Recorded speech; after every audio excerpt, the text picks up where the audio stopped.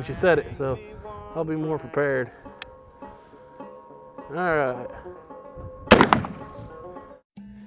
Hello, everybody. I'm Garrett from 11 Bang Bang. I was going to make it short. As you can see, I'm standing here where I usually stand to make my shorts, but this is a little bit more of an important subject to me, and I think it bears spending a little more time on. Ethan Yazel from the I Love Muzzleloading channel came out with a video the other day talking about how that Lyman will no longer be producing or importing the Great Plains rifle or their side locks. They're getting out of the muzzleloading business. Now, that kind of was a shock to me. Here's the thing. I love Lyman's Great Plains rifles. You can buy them used for $400 to $500.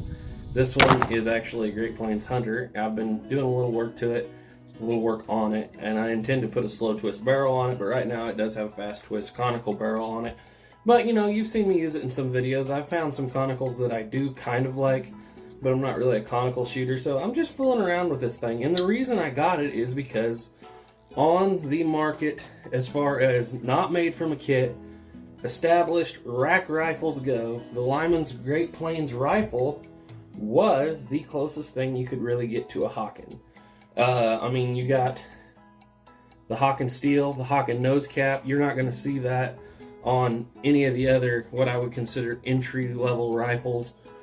The main problems you have with these is you got a fish belly down here. It's not a hard fix, and I intend to fix it, just to take a rasp, flatten that.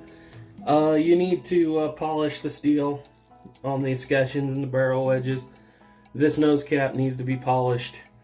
But other than that, and a little bit of wood removal, these guns were about as close as you could get, like I said, off the rack. Unless you were going to have a custom-made gun, which would cost you anywhere from, you know, $1,500 to $2,500, even higher, depending on what you wanted. And they were a good deal, especially used, like at Cabela's, for $400 or $500. You could buy a new one up until like a year ago for, I think, $650, $700. A medium expertise gun, I would say. This isn't where you start. This is where you go second, most people, myself included. I didn't start with this. But with them not making these anymore, there's going to be a huge hole in the market. Now, I know why they're not making them anymore, and that is because, let's face it, these old ones were made by Invest Arms, which for a very long time were very good, but there was a run of very bad Invest Arms barrels that came into the country, and Lyman took the heat for it because they were selling more Invest Arms in the United States than Invest Arms was. And, by the way, these aren't completely Invest Arms guns. The barrels and the stocks are, and the locks are. They have coil spring lock, which I'm not too fond of, but it works. But Lyman was the one that was outfitting them with the iron-mounted furniture, the correct Hawken trigger guard, the correct Hawken nose cap, and they were actually trimming these things down, making them a pretty decent Hawken. They decided to just completely drop Invest Arms, and they went over and created what they called the Signature Series Plains Rifle, or Great Plains Rifle, which was made by Pedersoli. Here's the issue I have with Pedersoli, and I always have had. They just cost too much. And instantly, what was a $600 to $700 rifle went up to $1,000 to $1,100 rifle for basically the same thing. Some people even like the Invest Arms better. I kind of do myself. Pedersoli's always been like that. They charge way too much for what they put out, in my opinion. You can take now that you're spending $1,000 to $1,100. If you just kick in $200 more, you can buy an American-made Kibler kit.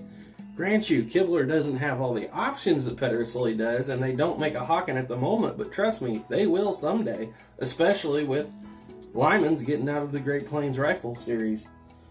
And it's just an all-around better gun than Pedersoli would ever be able to make. I'm sorry, that's just the fact. Kibler's do an excellent job using high-end American barrels, way better rifles for literally $100 or $200 more.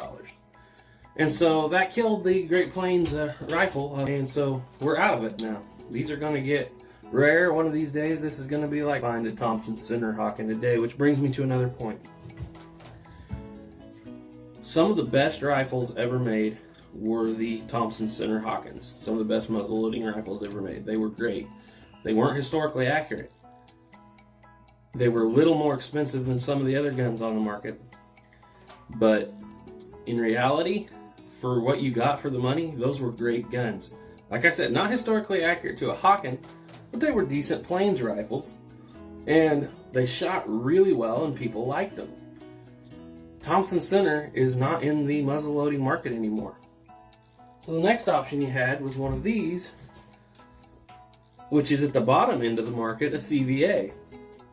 Now we got a bunch of CVA Hawkens around here, and they're not historically accurate. They're not Hawkens at all, but they are good side lock rifles that I've always enjoyed, especially if you're just looking to do some really, really pinpoint shooting. These rear sights are excellent adjustable sights.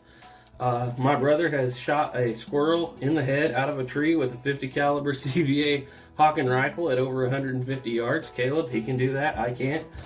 But they're great guns for beginners. These things would run you around, $200-300.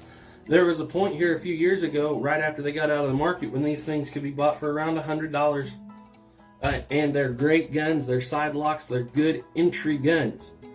CVA doesn't make them anymore. Now, if you go far enough back, there are guns like this one. This was a CVA mountain rifle. This was CVA's upper end. This one actually looks a lot like an original plains rifle. Not a Hawken, but you got your two wedge escutcheons here. You got a pewter nose cap, you got iron mountings, double set triggers, decent locks, and the barrels on these early ones say made in the USA, and they shoot like a dream. Just like most of the CVAs I've had, they shoot really, really, really good. CVA's out of the market now. Thompson Center's out of the market now. Lyman's out of the market now.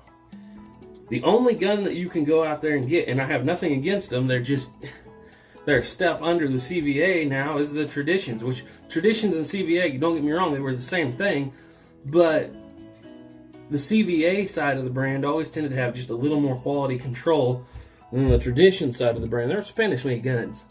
But, how long is Traditions going to stay in this market? It's because of the way that the muzzleloading deer seasons are going, and some people are going to absolutely hate me when I say this.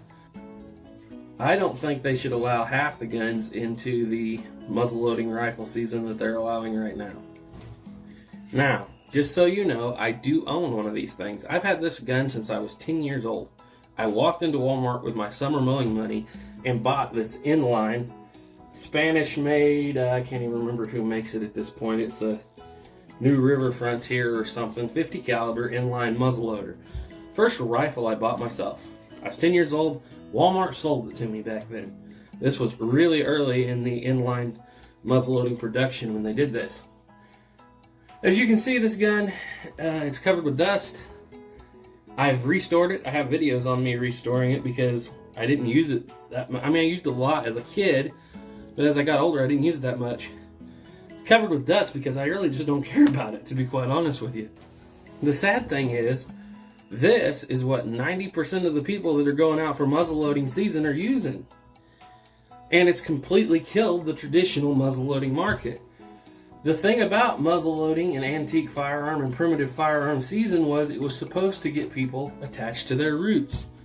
Bring them back to what hunting was of 100, 200, 300, even up to 400 or 500 years ago. And that was with traditional side-lock firearms. Like I said, you guys are going to hate me for this, but I absolutely hate that they allow something like that in for the primitive or the muzzleloading season. Sure, it's a muzzleloader, but when you're loading pellets, shooting sabos with an inline rifle and a scope and a synthetic stock with the perfect, everything is just set up perfectly so that it's literally as fast to shoot as a rifle. There's no handicap to it. I mean, none whatsoever. Sure, you don't get a second follow-up shot as fast, but how many times in regular deer season are you using a rifle and taking multiple shots? Not very often. There's literally no handicap to it nowadays. And I actually hear people arguing that we need to allow more firearms into the primitive or the muzzleloading seasons. I don't think so. The way it was intended originally when they first started setting these up, people would have to use side locks. And they're not doing it. It's just, side locks are gone. Sure, there's a few, like I said, you're going to spend, pretty soon you'll be spending $1,000 to start to have any side lock whatsoever. There's no side locks in the beginning market anymore unless you build a Traditions out of a kit. Let's just face it. And Traditions, I wouldn't give them another 5-10 years till they'll be out of it. No, I think that this fight to let more and more and more firearms into the muzzleloading season is killing our history and killing muzzleloading in general. I honestly think that a muzzleloading season should be a gun that is side lock only, wood and steel, traditional muzzleloading firearm. I know a lot of you are going to completely disagree with that. Rifles that shoot cartridges, different animal. If you want to set up an antique firearm season for that, go ahead. But let's just keep, if we can help it, our muzzleloading deer season traditional. That's what it's all about. And it's not getting people in touch with their history anymore. As a matter of fact, the whole season stinks. I'll just say it like that. Because it's literally just a bunch of people out there fighting over a few more weeks in the woods for deer hunting, which is fine. And I get it. Those things bring more people in. But the traditional side lock used to be what brought people into this. And it's not anymore. So anyway, that's my rant. I'm sorry to see these cheaper side locks go. I am glad that people will be investing in more historically accurate ones, I guess. But everybody started with a CVA or a Traditions or a Thompson Center. You know, everybody starts there and then they move up to the Kibler guns. I am glad though that people will be moving up to things like this, and I'm glad that Kibler's putting something out like this for less than, you know, $2,000. It's a great kit and it is more historically accurate. But nobody starts with something like this. You start with the Traditions, you start with the Thompson Center, you start with the CVA, you start with the Lyman Great Plains rifle, and then you move up to this. I think it's going to hurt us in the long run to not have those entry-level side-lock guns, and that's just my thoughts on the whole situation. So trust in God, keep powder dry. Bye.